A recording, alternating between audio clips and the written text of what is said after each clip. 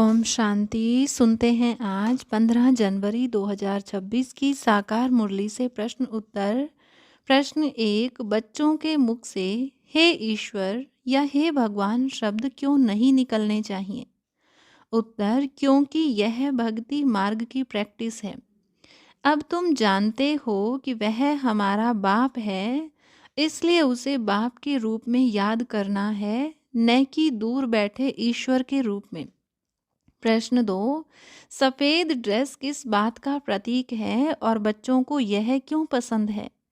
उत्तर, सफेद ड्रेस इस बात का प्रतीक है कि हम इस पुरानी दुनिया से जीते जी मर चुके हैं, मरजीवा बने हैं।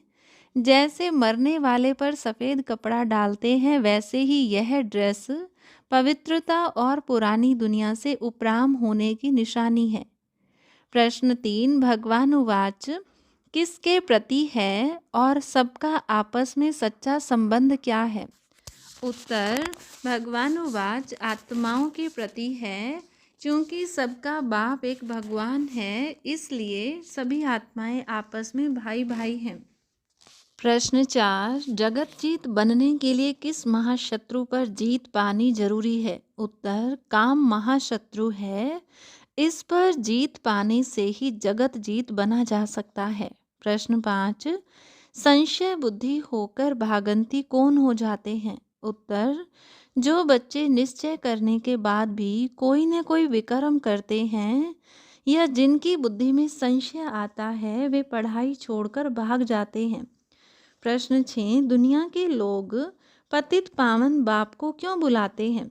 उत्तर, अपनी मौत के लिए, क्योंकि वे इस दुख की दुनिया में रहना नहीं चाहते और घर अर्थात शांति धाम जाना चाहते हैं।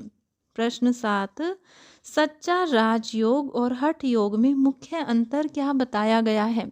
उत्तर, हठ योगी घर बार छोड़कर जंगल में चले जाते हैं और कफनी पहनते हैं, जबकि सच्चा राजयोग गृहस्थ व्यवहार में रहकर पुरानी दुनिया से बुद्धि का योग हटाकर पवित्र बनने का नाम है। इसमें घर बार नहीं छोड़ना है।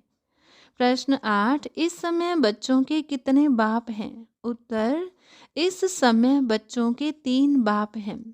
एक लौकिक बाप, दूसरा प्रजापिता ब्रह्मा अलौकिक बाप और तीसरा शिव बाबा पारलौकिक बाप। प्रश्न 9, लौकिक परिवार और समाज में चलते समय क्या सावधानी रखनी चाहिए? उत्तर, लोक संग्रह को देखते हुए लौकिक बाप को बाप ही कहना है, भाई नहीं। नहीं तो लोग समझेंगे कि इनका माथा खराब हो गया है। अंदर से समझना है कि हम आत्मा भाई भाई हैं, लेकिन बाहर से रस्म रिवाज और रिगार्ड निभाना है। प्रश्न 10, शिव जयंती और कृष्ण जयंती में क्या अंतर है? उत्तर, शिव परमात्मा आकर पहले नई दुनिया की स्थापना करते हैं, इसलिए पहले शिव जयंती होती है, उसके बाद सतयुग में श्री कृष्ण का जन्म होता है। प्रश्न 11, महाभारत लड़ाई का मुख्य उद्देश्य क्या है? उत्तर, इस लड़ाई के बाद ही वाइसलेस दुनिया की स्थापना होगी। यह पुरानी दुनिया को खत्म कर नई दुनिया लाने के लिए है। प्रश्न 12, रावण पर जीत कैसे पानी है? उत्तर, रावण पर जीत नॉन वायलेंस से पानी है। इसमें लड़ना झगड़ना नहीं है, सिर्फ बाप की याद से विकर्म विनाश करने हैं। प्रश्न 13, सबसे बड़ी अथॉरिटी किसे कहा गया है? उत्तर, पारलौकिक बाप जो ज्ञान का सागर और पतित पावन है, वही सबसे बड़ी अथॉरिटी है, क्योंकि वह सत्य है।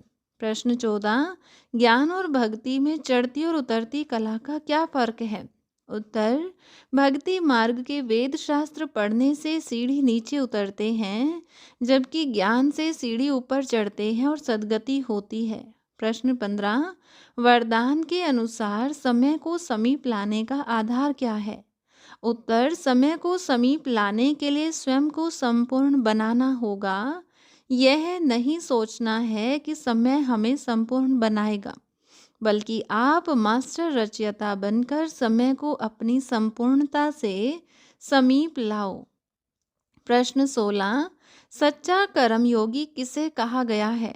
उत्तर, जो कर्म और योग का बैलेंस रखते हैं वही सच्चे कर्म योगी हैं। प्रश्न 17, अव्यक्त इशारे में जीवन मुक्त अवस्था की क्या परिभाषा दी गई है?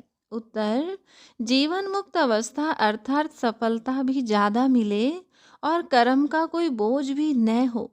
कर्म करना है लेकिन कर्म बंधन में नहीं बंधना है, कर्म संबंध में आना है। हर रोज की मुरली से प्रश्नोत्तर सुनने के लिए चैनल को सब्सक्राइब करें और बेल आइकन जरूर दबाएं। वीडियो को दूसरे भाई बहनों के साथ शेयर जरूर करें। ओम शांति।